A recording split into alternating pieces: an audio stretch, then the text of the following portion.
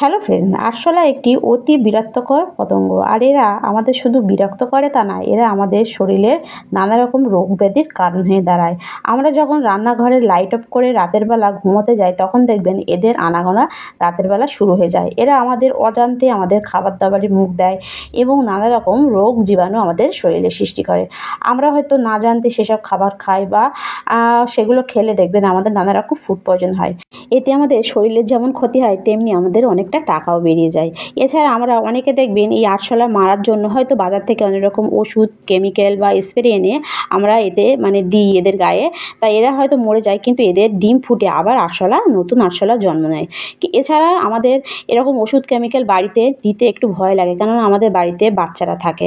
এসব ওষুধ কেমিক্যাল আমাদের বাড়িতে বাচ্চাদের কারণে আমাদের কিন্তু দিতে পারি না। তা কোনো রকম ওষুধ কেমিক্যাল ছাড়া বাড়িতে থাকা সামান্য একটা জিনিস দিয়ে যদি আমরা এটা মারতে পারি, এদের বিনাশ করতে পারি, তাহলে কেমন হয়। তো সেরকম একটা অসাধারণ টিপস আজকে আমি আপনাদের কাছে শেয়ার করব। আশা করছি টিপসটা আপনাদের অনেকটা কাজে লাগবে।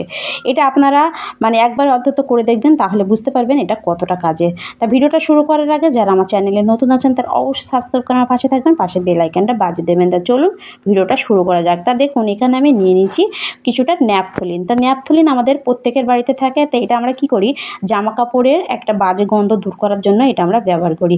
কিন্তু এই ন্যাপথলিন পোকামাকড় মারার ক্ষেত্রে যে কতটা কার্যকরী হয়তো আমরা অনেকে জানি না। তো এই ন্যাপথলিন দিয়ে আজকে আমি আপনাদের দেখাবো কিভাবে আপনারা আরশোলা দূর করবেন। তা দেখুন, এখানে আমি নিয়ে নিয়েছি দুটো ন্যাপথলিন। তা ন্যাপথলিনটা আমি একটা ছোট্ট বাটিতে নিয়ে নিয়েছি। তারপর আমি নিয়ে নিয়েছি এখানে দেখুন একটা ফিটকিরি। তা ফিটকিরি আমাদের প্রত্যেকের বাড়িতে থাকে। তো এখানে আমি কিছুটা ফিটকিরি এখানে নিয়ে নিচ্ছি। তা দেখুন, আমি পুরোটা নেব না, আমি ন্যাপথলিন দুটো নিয়েছি, সেই হিসেবে আমি এখানে অল্প একটু ফিটকিরি এখানে দিয়ে দিচ্ছি। আর আপনারা চাইলে ফিটকিরি যদি না দেন, তাহলে এখানে কর্পূরও দিয়ে দিতে পারেন। তো এখানে আমি দুটো ন্যাপথলিন কিছুটা ফিটকিরি দিয়ে একসঙ্গে একটা কাগজের ওপরে দিয়ে দিয়েছি। দেওয়ার পর এটা আমি একটা ভারী কিছু দিয়ে ভালোভাবে একটু গুঁড়ো করে নেবো। তা ভালোভাবে একটু পাউডারের মতো করে এটা গুঁড়ো করে নিতে হবে। তো এখানে আমার আর কিছুই লাগবে না। তো এটা শুধু এই দুটো রেমেডি কীভাবে আপনারা ইউজ করলে আপনাদের ঘরে বলুন, রান্নাঘরে বলুন, একটাও আরশোলা আপনারা দেখতে পাবেন না, সেরকমই একটা অসাধারণ টোটকা আজকে আমি আপনাদের দেখাবো। তা দেখুন, এখানে আমার ভালোভাবে গুঁড়ো করা হয়ে গেছে। এরপর আমি একটা চামচ নিয়েছি, নিয়ে এটা ভালোভাবে একটু এভাবে মিক্স করে নেব। তো এভাবে মিশিয়ে নেওয়ার পর আপনারা কি করবেন, এটা আবার একটু বাটিতে ঢেলে নেবেন। তো এভাবে বাটিতে ঢালার পর তারপর আমি কি করব, দেখুন আমি যে পেপারটা নিয়েছি এই পেপারটা আমি কিছুটা টুকরো করে নেব। তো আমার এখানে আর কিছুই লাগবে না। তা দেখুন, এখানে আমি এরপরে এই বাটিটা এক সাইডে রাখবো, রেখে এই পেপারটা আমি একটু ছোট ছোট করে পিস করে নেব। তা দেখুন, তা এটা ছোটো একটা পিস করে তারপর আমি আপনাদের দেখাচ্ছি। তা দেখুন, এখানে আমি 4টে টুকরো করে নিয়েছি। তা আপনারা যদি একটু বেশি করে বানাতে চান তাহলে বেশি নিতে পারেন। আমি এখানে 4টে আমি আপনাদের বানিয়ে দেখাচ্ছি। তা দেখুন, তার 4টে পেপার আমি ছোট ছোট টুকরো করে নিয়ে একটু বিছিয়ে নিয়েছি। নেওয়ার পর আমি কি করলাম, যে এই রেমেডিটা যে পেপারের টুকরোগুলো আমি নিয়েছি, দেখুন এই পেপারের টুকরোর ওপরে এইভাবে 1 চামচের মতো এভাবে অল্প অল্প করে একটু এভাবে দিয়ে দেবো। তা দেখুন, আমার পুরোটা সবটা দেওয়া হয়ে গেছে। আর আমি অল্প কিছু এখনও রেখেছি, আর এটা আমি অন্যভাবে কাজে লাগাবো, সেটাও আমি আপনাদের অবশ্যই দেখাবো। তা দেখুন, তো এখানে আমি 4টে এভাবে পেপারের ওপর দেওয়ার পর পেপারটা আমি কীভাবে ভাঁজ করছি দেখুন। তো এভাবে একটু সুন্দরভাবে একটু ভাঁজ করে নিতে হবে, 2 সাইড দিয়ে মুড়ে, আর এ সাইড দিয়ে এভাবে ঢুকিয়ে আবার এই সাইড দিয়ে এভাবে একটা ভাঁজ করে দিলেন, দেখবেন সুন্দরভাবে একটা প্যাক হয়ে যাবে। তা আমি একটা আপনাদের সামনে দেখাচ্ছি, দেখুন। তো এভাবে যদি আপনারা বানাতে চান, তো এভাবে একটু পেপারটা ভাঁজ করে নেবেন। এভাবে নেওয়ার পরে এর পুরোটা ভাঁজ করার পর তারপর আমি আপনাদের দেখাচ্ছি এটা আমি কি করি। তো আমার একটা হয়ে গেছে, এরপর আমি বাকি 3টে বানিয়ে তারপর আমি দেখাচ্ছি। তা দেখুন, আমার পুরোটা এখানে ভাঁজ করা হয়ে গেছে। তো এভাবে একটু সুন্দর করে ভাঁজ করে নিতে হবে। ভাঁজ করার পর আপনারা কি করবেন, নিয়ে নেবেন একটা সেফটি পিন। তো সেফটি পিন নেওয়ার পর আপনারা কি করবেন, কাগজের উল্টো পিঠে যেখানে ভাঁজ নেই, উল্টো পিঠে এভাবে একটু ছিদ্র ছিদ্র করে দিতে হবে। তো এভাবে একটু পুরোটা ভালোভাবে একটু ছিদ্র করে দিতে হবে। তো আমি একটা করা হয়ে গেছে, এরপরে দেখুন আমি আরও একটা এভাবে করে দিয়েছি। তো এভাবে করার পর আমি 4টে আমার এখানে পুরোটাই ছিদ্র করা হয়ে গেছে।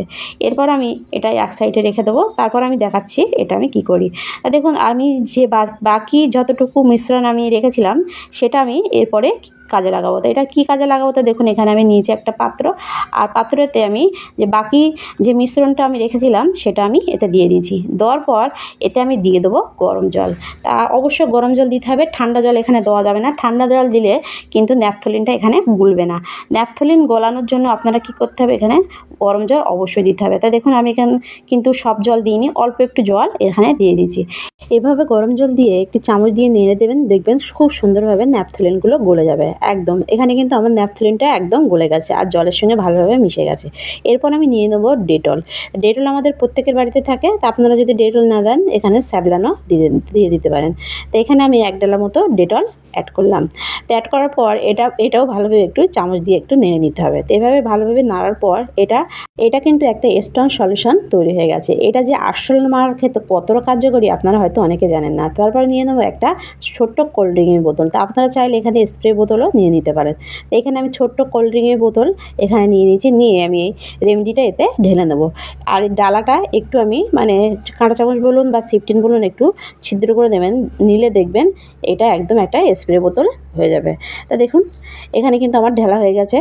তো এভাবে আপনারা অবশ্যই বানিয়ে নেবেন। আর দেখুন আমার রেমেডিটা রেডি হয়ে গেছে। এরপরে দেখে নেওয়া যাক তো এটা আমি কিভাবে কোথায় কোথায় ইউজ করি। তা দেখুন আমাদের রান্নাঘরে, বিশেষ করে রান্নাঘরে দেখবেন যেসব বেসিংয়ের জায়গাগুলো মানে বেসিংয়ের যেখানে পাইপ থাকে সেসব স্যাঁতস্যাঁতে জায়গাগুলো দেখবেন আরশোলার বেশি দেখা যায়। সেসব জায়গায় আপনারা কি করবেন, এভাবে একটু স্প্রে করে দেবেন। স্প্রে করার সঙ্গে সঙ্গে দেখবেন সেখানে যদি কোনো আরশোলা থাকে দেখবেন আরশোলা এভাবে বেরিয়ে আসবে, ছটপট করতে করতে বেরিয়ে আসবে। এর গন্ধে এই যে একটা স্ট্রং সলিউশন রেমেডি এখানে আমি স্প্রে করলাম তার গন্ধে দেখবেন একদম ছটপট করতে করতে বেরিয়ে যাবে। যখন বেরিয়ে আসবে তখন আপনারা কি করবেন, তাদের গায়ে এভাবে একটু স্প্রে করে দেবেন।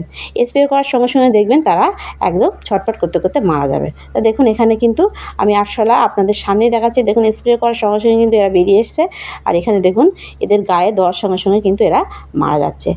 তা শুধু মানে বেসিংয়ের পাইপের গোড়ায় না, আপনারা দেখবেন যে গ্যাস সিলিন্ডার যেখানে থাকে এর পিছনেও কিন্তু অনেক আরশোলা এভাবে লুকিয়ে থাকে। তা আপনারা কি করবেন, গ্যাস সিলিন্ডারের আশেপাশে বা আমরা যেখানে আলু পেঁয়াজ রাখি সেই সব মানে এর আশেপাশে আপনারা কি করবেন, এভাবে একটু স্প্রে করে দেবেন। এভাবে স্প্রে করলে দেখবেন সেখানে আর কোনো আরশোলা থাকবে না, আর থাকলেও কিন্তু এর গন্ধে তারা বেরিয়ে আসবে এবং মারা যাবে।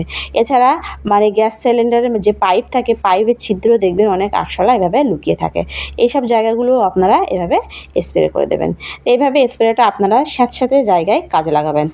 আর আপনারা এই যে মানে পেপারের যে রেমেডিটা আপনারা কোথায় কিভাবে ইউজ করবেন। তা দেখুন আমাদের অনেকের ঘরে দেখবেন খাটের আশেপাশে দেখবেন মানে এরকম আরশোলা ঘোরাঘুরি করে। তা আপনারা কি করবেন, খাটের এই যে তোষকের তলায় এইভাবে একটা রেমেডি আপনারা এভাবে রেখে দেবেন। রাখলে দেখবেন খাটের উপর আর কোনো আরশোলা উঠবে না। এছাড়া খাটের আশেপাশেও এর গন্ধে আরশোলা আসবে না।